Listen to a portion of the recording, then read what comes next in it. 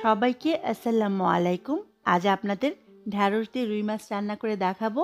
ঢ্যাঁড়স দিয়ে রুই মাছ এভাবে রান্না করলে খেতে অসম্ভব মজার হয়। আশা করি আমার আজকের রেসিপি আপনাদের ভালো লাগবে। কথা না বাড়িয়ে চলুন জেনে নিই রুই মাছ দিয়ে ঢ্যাঁড়স রান্নার প্রস্তুত প্রণালী। রুই মাছ দিয়ে ঢ্যাঁড়স রান্না করার জন্য আমি এখানে ৫-৬ টুকরা রুই মাছ খুব ভালো করে ধুয়ে পরিষ্কার করে নিয়েছি। মাছটা ভাজি করব প্রথমে, সেই জন্য দিয়ে দিলাম সামান্য একটু হলুদের গুঁড়া আর লবণ। এবার হলুদ আর লবণটা খুব ভালো করে মাছের সাথে মাখিয়ে নিয়েছি। চলে যাব চুলায়। প্রথমে মাছগুলি ভাজার জন্য দিয়ে দিচ্ছি ২ টেবিল চামচ পরিমাণ রেগুলার খাবার তেল। তেলটা গরম হলে এর মাঝে আমি মাছের টুকরোগুলো দিয়ে দিব। মাছের টুকরোগুলোর এক পাশ ভাজা হলে আমি উল্টে দিব।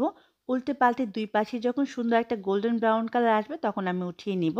মাছের টুকরোগুলো উঠিয়ে নেওয়ার পর যে তেলটা রয়ে যাবে এই তেলের মাঝে আমি ঢ্যাঁড়সগুলো দিয়ে দিব।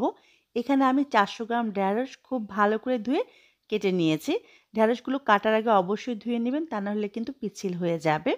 আমি ঢ্যাঁড়সের মাঝে লবণ হলুদ কিছু ব্যবহার করিনি, শুধু তেলের মাঝে আমি ঢ্যাঁড়সগুলোকে 3 থেকে 4 মিনিটের মতো ভেজে নিব। আর ঢ্যাঁড়সটা ভাজার সময় কিন্তু চুলার আঁচটা বাড়ানো থাকবে। ঢ্যাঁড়সগুলো ভাজা হয়ে গেছে, এবার আমি উঠিয়ে নিব। জাস্ট ঢ্যাঁড়সের গায়ে সামান্য একটু কালার ধরে আসলেই উঠিয়ে নিতে হবে। ঢ্যাঁড়সটা উঠিয়ে নেওয়ার পরে আমি আবারও 1 টেবিল চামচ পরিমাণ রেগুলার খাবার তেল দিয়ে দিব। এবার দিয়ে দিচ্ছি হাফ কাপ পরিমাণ পেঁয়াজ কুচি। এবার পেঁয়াজটাকে আমি সামান্য একটু ভেজে নিব। পেঁয়াজ কুচিটা সামান্য একটু ভাজা হয়ে এলেই আমি দিয়ে দিব 2 চা চামচ পরিমাণ আদা রসুন বাটা। এবার আদা রসুনটাকে আমি খুব ভালো করে কষিয়ে নিব আদা রসুনের কাঁচা গন্ধটা চলে যাওয়া পর্যন্ত। আদা রসুনটা খুব ভালো করে কষিয়ে নিয়েছি। এবার দিয়ে দিব সামান্য একটু পানি। এই পানিটা দিয়ে গুঁড়ো মশলা ব্যবহার করলে গুঁড়ো মশলা পুড়ে যাবে না বা ঝাঁঝালো গন্ধ বের হবে না। দিয়ে দিচ্ছি 1 চা চামচ পরিমাণ হলুদের গুঁড়া, হাফ চা চামচ পরিমাণ লাল মরিচের গুঁড়া।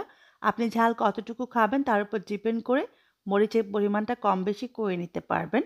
হাফ চা চামচ দিয়ে দিব ধনিয়া গুঁড়া, হাফ চা চামচ দিয়ে দিব জিরার গুঁড়া। ঢ্যাঁড়স রান্না করার সময় কিন্তু মশলার পরিমাণ খুব অল্প ব্যবহার করতে হয়। দিয়ে দিব স্বাদ অনুযায়ী লবণ। এবার সবগুলো মশলা খুব ভালো করে কষিয়ে নিব। যে পানিটুকু দিয়েছে পানিটুকু শুকিয়ে তেলটা ভেসে আসার আগ পর্যন্ত মশলাটা খুব ভালো করে আমি কষিয়ে নিয়েছি।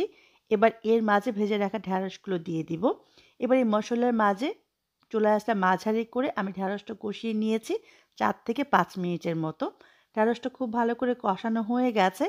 এবার দিয়ে দিব পানি।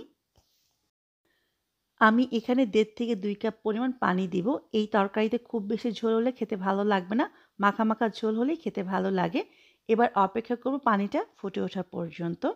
যখনই পানিটা ফুটে উঠবে তখন এর মাঝে ভেজে রাখা মাছের টুকরোগুলো দিয়ে দিব।